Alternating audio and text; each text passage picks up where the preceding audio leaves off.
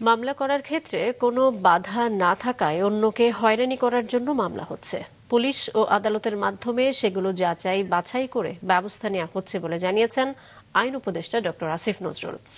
জাতীয় আইনগত সহায়তা দিবস উপলক্ষে ওসমানী স্মৃতি মিলনায়তনে উপদেষ্টা গণমাধ্যমের প্রতি আহ্বান জানান উদ্দেশ্যমূলক মামলা যারা করছে তাদের মুখ উন্মোচনের।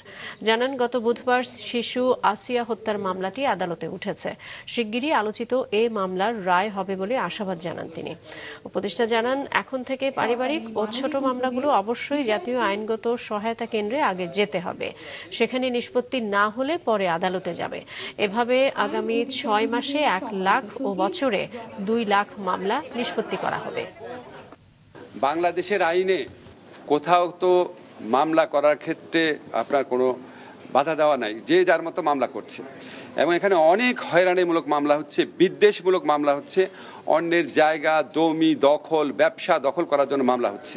এগুলো অত্যন্ত আনফরচুনেট, অত্যন্ত পরিতাপের বিষয়। স্বরাষ্ট্র থেকে বারবার বলা হয়েছে যে অভিযোগের কোনো বস্তুনিষ্ঠতা পাওয়া না গেলে কাউকে যেন গ্রেফতার না করা হয়। আমরা আবার আদালতের পক্ষ থেকেও আমরা যেখানে আপনার বস্তুনিষ্ঠতা নাই সেখানে যতভাবে আইনগত প্রতিকার দেওয়া সম্ভব সেগুলি দেওয়ার চেষ্টা করে যাচ্ছি।